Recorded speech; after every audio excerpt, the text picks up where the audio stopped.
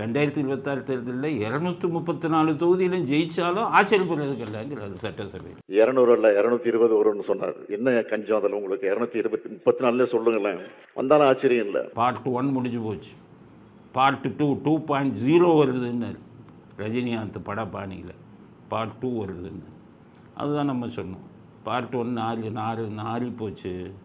Part 1 என்ன நீங்கள் பெருமையாக சொல்லிக்கிற அளவுக்கு பார்ட் 1 இருந்ததா அப்படின்னு கதையெல்லாம் சொல்லி காமிச்சோம். செந்தில் பாலாஜி கதை, பொன்முடி கதை, கள்ளச்சாராய கதை, 30,000 கோடி கதை, இந்த மாதிரி இன்னும் நிறைய கதைகள் இருக்குல்ல, அதெல்லாம் சொல்லி காமிச்சோம். ஆனால் இப்போ பார்ட் 2 ஆறுது. பார்ட் 1 இந்த லட்சணத்தில் பார்ட் 2 சொல்லணும். அவனை இப்போ சொல்கிறாரு பார்ட் 2 எனக்கு உறுதி 234. சரி, ஒரு வேளை பார்ட் 2 வந்துட்டாருன்னு வைங்க. பார்ட் 2ல் என்னென்ன காட்சிகள் வரும்?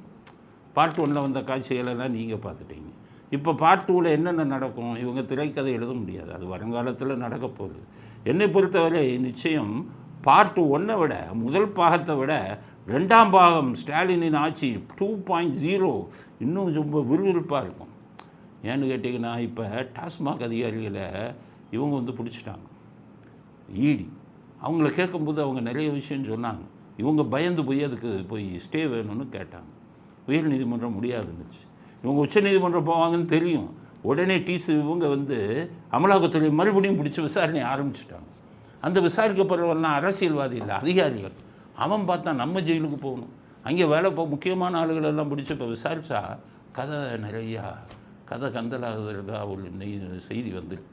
அதில் முக்கியமான பதவிகளில் இருக்கக்கூடிய ஸ்டாலின் உங்களுக்கெல்லாம் அந்த இதில் டாஸ்மாக் ஊழலில் எப்படி நேரடி தொடர்பு இருக்குங்கிறதெல்லாம் அதிகாரிகள் போட்டு உடைச்சிட்டாங்க அப்படிங்கிறது. ஸோ இதெல்லாம் பார்ட் 2ல் வரும்.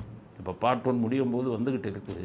இதனுடைய விளைவுகள் எல்லாம் பார்ட் 2ல் பார்ப்பீங்க. ரொம்ப ரொம்ப இன்ட்ரெஸ்டிங்காக. பார்ட் 2 வந்துருச்சுன்னு வைங்க, ஸ்டாலின் கைது செய்யப்பட்டாலும் படலாம், கெஜ்ரிவால் மாதிரி. அப்புறம் செக்ரட்டரியேட்டுக்குள்ளே வராத அப்படின்னு சொன்னாலும் சொல்லலாம். கெஜ்ரிவால் மாதிரி ஜெயிலுக்கு போனாலும் போகலாம்.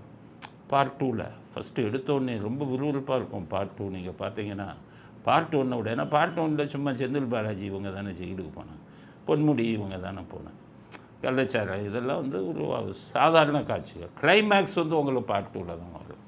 அதைத்தான் அவர் சொல்லுகிறார். 234 தொகுதியில் ஜெயிப்போம்.